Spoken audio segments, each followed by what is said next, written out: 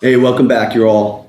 What if I were to tell you what's holding you all back right now isn't a strategy? It's literally the level of awareness that you're in. Hey, I'm Coach Paul Malala, founder of One Degree Coaching, co-author of the book You Have Infinite Power. Got my new book coming out this year, 2026. It's called The Freedom Equation. It's literally designed for financial advisors that want to create a life by design. Welcome back. Today, I want to share with you, in our book, You Have Infinite Power, my coaching process, the third chapter is the awareness chapter. And we introduced this concept that I was taught from my susunim, Grandmaster Kim, and also it's a combination of my other mentor, Bob Proctor.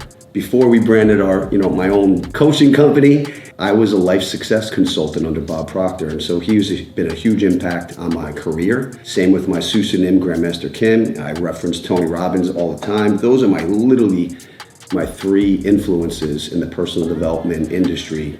I'm studying them over 20, 30 years. So a lot of credit I'll have to give to my mentors for some of this content. And I just kind of add and tweak my little Coach Paul flame and fire to it. But the levels of awareness I think are really unique. And my clients, when they hire me, the very first thing that we do is we teach clarity. That's the first step in my process. And knowing what they want. And I do teach the next step in awareness, where they're getting to become more aware of their thoughts, their emotions, what I call their little inner voices, before we start identifying what we call our paralyzing paradigms. But in this chapter, we explain and teach that there's different levels of awareness. And sometimes, like anything in life, you're just not consciously aware. And I'm sure most of you have heard that there's something called unconscious incompetence, right? So unconsciously, just people don't know, and they're, no disrespect, they're just incompetent. And if I'm not mistaken, it's like they're like in a matrix, and they're just unaware,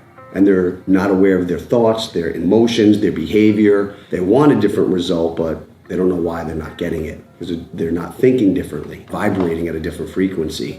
And if I'm not mistaken, there's conscious incompetence, which basically means you're like, oh crap, I know and I'm aware I just said this or thought this or felt this or did this, and that's not who I want to be moving forward. You're conscious of it, but you're still incompetent, okay? I've been there plenty of times, right? Then through repetition, you get to this state where you're consciously competent. So you're mindful every day. You're mindful. And that is the whole life philosophy that I teach. Our coaches and I teach in One Degree Coaching is be better every day. Ill shin. That's what that means. That's kind of our brand. Now all of a sudden, we are, as I call them my coaching disciples, right? That want to live this lifestyle. We're consciously making effort at a conscious level. We're mindful of what we think, how we feel, and the actions that we take or don't take. And that we get to that level, and we're getting better and better. And then there's unconscious competence. What does that mean? Like, you're doing it without thought. Like, think about this when you were learning to drive, right? Probably my kids were 15, or I was 16 in South Carolina, it's 15. You're consciously aware of everything that you do. You're mindful. Some people are just unconsciously incompetent, right? They're, excuse my French, they're just idiots while they drive and how they behave. But eventually through repetition, you get to this level where you're just unconsciously competent. You're doing things without thought. Years of martial arts, there's certain things I've learned to do that just, I don't even think about it. And so that's where we want to get. And so I just want to kind of frame that out before I get into these 7 levels. The lowest level of awareness is what we call animalistic. I'm going to read a little bit from our coaching workbook and give it some framework, and then this way we can just add a little bit more value into this video here. So the lowest level is animalistic. This is what we call survival mode. How do you react or respond to certain situations? Do you fight or flight?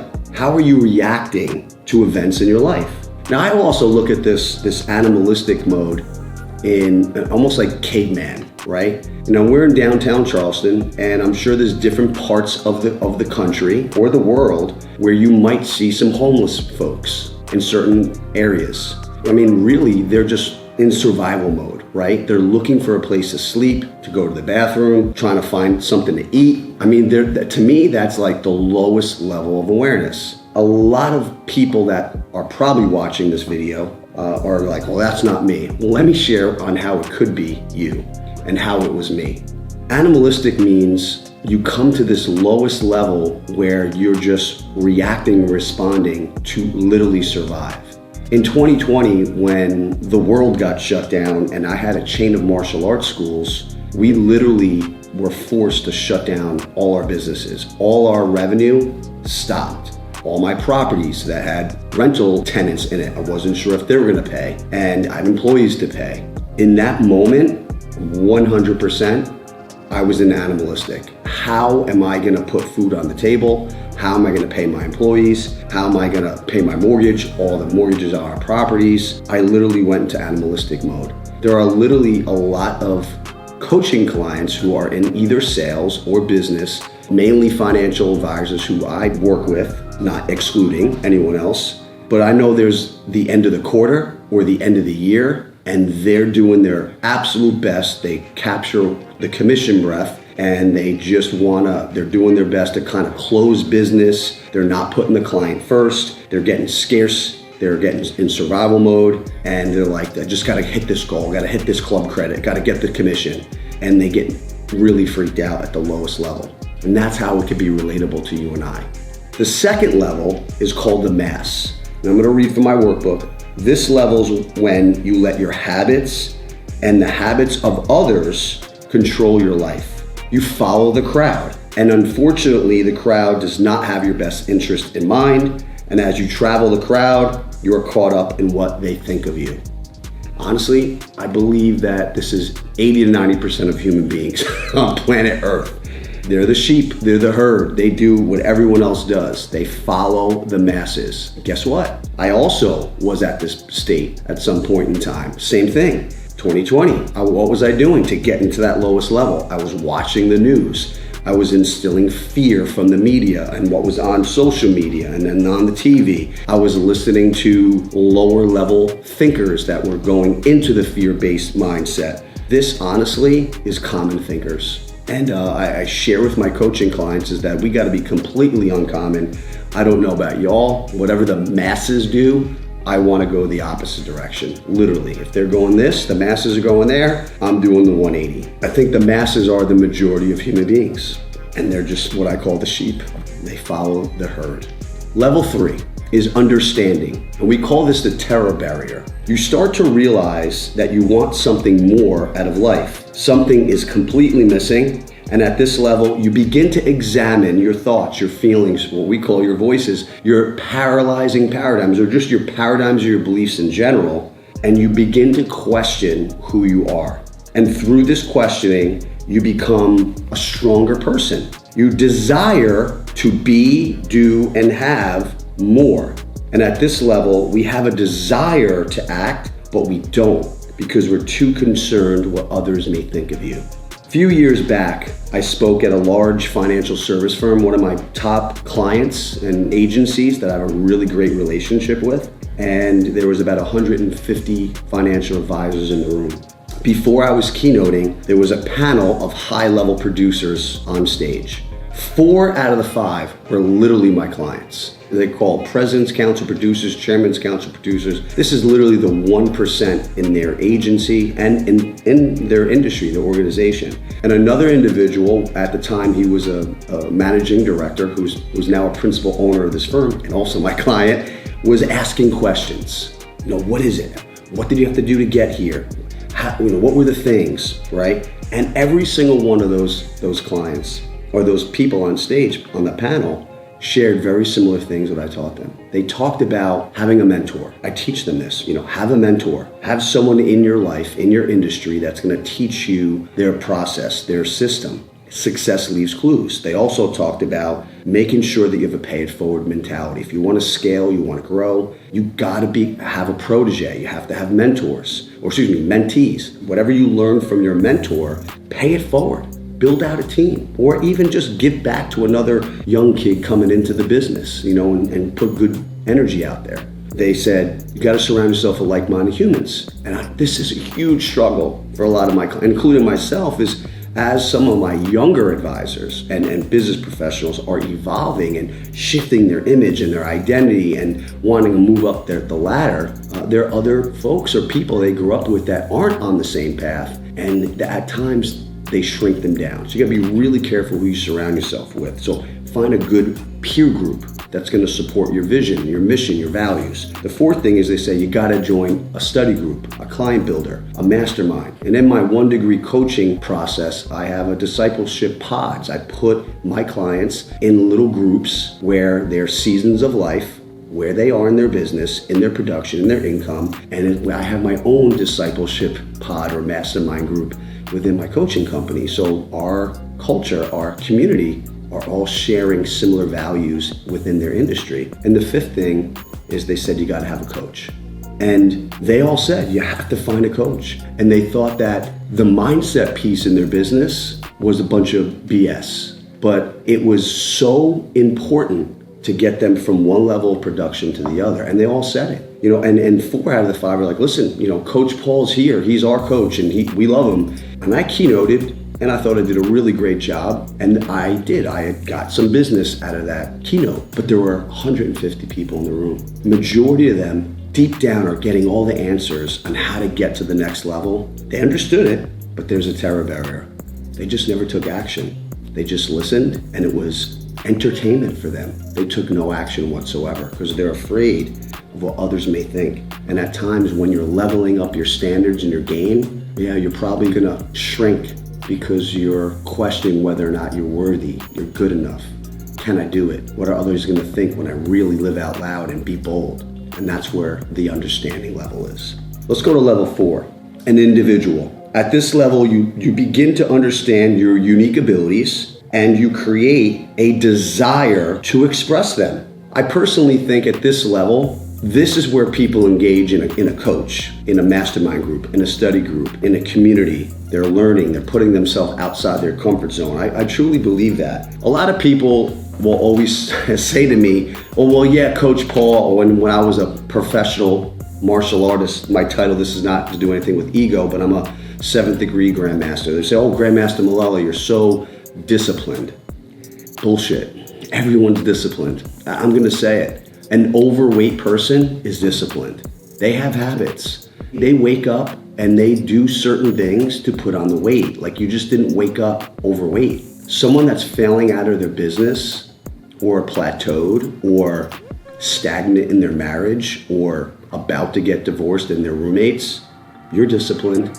There are certain habits that you're not doing anymore or that you haven't done to get those current results. It's funny, as I'm filming this year, my wife and I, Gina, will be dating 30 years and we'll be married 26 years. I was challenged by my coach, what were some of the things that you did while you were dating Gina? And I started to think, I have this philosophy in business where the sale's made after the sale. Once you get someone to say yes in your business, you have to continue to service that client for them to stay and be retained in your community, in your culture, right? That's important. I don't think you create customers by selling them products. I think you have to create clients by having a process, creating an experience, and developing a great relationship that grows. I started thinking back to what I was doing with Gina. And honestly, there was actually 2 things that I did. One is I did this thing called the door test. Now I'm gonna date myself. In the early 90s, there was this movie called The Bronx Tale, and it had Robert De Niro in it, and it was filmed, supposed to be taken back in the 50s or 60s. And if you remember the older cars, and I'm 52, I'm filming this, I'm dating, but I remember a time when you have to take the key and unlock the door, and the lock pops up, right? So if you were to go to a passenger door, you take the key, turn it, and it would unlock, and then you would open up the door. There was no just remote back then. And I had cars that did that, by the way, so I'm dating myself. But in the movie, there was something called a door test. So the young man was told by his mentor to do the door test. He said, walk to the one side of the door, unlock your door, open it up for your lady and let her in, and then shut it. Now remember, the driver doesn't have a remote to automatically unlock the door. So historically, 2 things have to have happen. the passenger, in this case his girlfriend or his date, was going to reach over to the driver's side and unlock the door for him so he doesn't have to put the key in and turn it. Or she just sits there selfishly. Remember, it's an Italian Bronx Tale mafia movie. He goes, if that broad doesn't reach over and unlock that door for you, dump her. And the kid's like, dump her? Dump her. Like, get rich. She's a selfish broad, and that's just the tip of the iceberg, right? At the time when this movie came in, I was probably like 17, 18 years old, 19 years old. And I was like, I'm gonna do the door test on Gina. So in 1996, we started dating, and I had a car like that. And guess what? Gina passed the door test. And for that amount of dating time, I would always open the door for her. That is one simple thing I did for her back when we were dating. The other thing is, in the kitchen, I'd either slow dance with her, hug her, I'd squeeze her butt. She's a highly kinesthetic human, and that was hard for me to be highly kinesthetic. And those are two simple things I'd always do to close the sale, right? And why is it that when you have habits or discipline habits that are working, after a while we stop doing it? And you know what I started doing? Opening the door for my wife, hugging and kissing her in the kitchen as much as I possibly can, and every now and then doing a slow dance. This is where discipline comes in. I'm consciously, again, conscious of becoming a better person. Sometimes it just starts with one small discipline action step that can compound and really change the game in your business, in your fitness, your marriage, or maybe your spirituality. So level 5, discipline. Level 6 is recondition. So through experience, we learn. And as we engage in learning about something, we become emotionally involved and form a connection. And once this happens, change is inevitable. And as you travel through this level, your level of self-discipline increases, empowering you to learn more, thus experiencing more, and ultimately leading you to the 7th level. So I always say, like, reconditioning is so important. Some people go, yeah, coach, I've heard this before. All right, you master it? Like, do you do this like unconsciously, competently, right? And they're like, no, then don't tell me that you know something. Recondition means you're doing it daily. It's literally your habit. You don't think twice about it. It's over and over and over. It becomes a lifestyle. Let's get to the 7th level. The physical world no longer controls us. And at this level, we gain self-control. Our thoughts guide us through our world. This is the highest level awareness attainable. And once you've achieved this level, you've achieved freedom. My pseudonym, Grandmaster Kim, pseudonym means teacher of life. He calls this enlightenment. I have a quote, like I say, successful people don't allow other people, circumstances, and situations to control how they think, feel, and act. You're not emotional. If you are, you and I become emotional puppets. This is, I believe, a really hard level to get to. The market changes. There's something on the media, something on politically, something about whatever. If you and I get triggered from that outside circumstance that honestly you have zero control over, you're not in control. You're out of this awareness level of disassociation. Disassociation means, when I look at Grandmaster Kim, he's very even-keeled. He says, it's okay, in his Korean voice, it's okay to be excited. It's okay to be upset. That's emotion. God gave you emotion. But if you go way too excited, way too upset, disappoint, you unbalance like seesaw. Must remain center. He's like my Mr. Miyagi, right? It gets people upset with me, like if I'm not super happy at times, like I'm so grateful, but I'm like, woo! I've been before, because then if you're at that high, and if you're not always at that dopamine high, then you're miserable. So do your best. God gave us both emotions, but do your best to have this level of awareness where you're not allowing outside circumstances to get you off your center and get you out of flow state. In my faith, I believe that any negative thought or feeling or outside thing coming in to disrupt my peace is the devil. That's my belief. And I believe all the good, the gratitude, being humble, the positivity, having faith, not fear, is what God wants us to be, alignment and that level of frequency. When we're at this level of disassociation, I think we're connected to our higher power. I choose to say God. You can call it whatever you want. Some people say the universe. Napoleon Hill for years called it infinite intelligence. Some people might even say higher consciousness. To me, it's God. You could call it whatever you want, but when you're in that level of awareness, you're vibrating at a frequency much higher than all these other people at the lower level. Remember, majority of these people, I think, humbly, they're at the mass. They're just like literally in the matrix. And I'm kind of like Coach Morpheus, but I'm Coach Paul. I'm going, hey, you want the blue pill or you want the red pill? Which one? You want to wake up and awaken yourself? And once you do, man, you'll understand the most important frequency to be in is this frequency. And when you're there, you'll vibrate and you'll be in flow state and watch what moves into your life. What level of awareness are you currently in right now? Are you at a 1, a 2? Maybe you're a 2.5. You're a combination between 2 and 3. Where are you? And what specific action steps, what 1 degree habits, 1 degree shifts can you take today when you finish watching this video to get you to the higher level of awareness?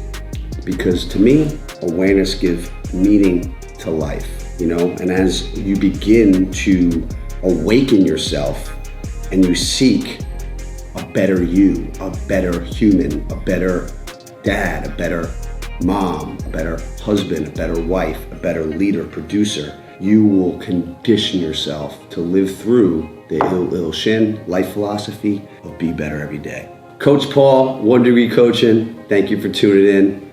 Be better every day, y'all. Thank you.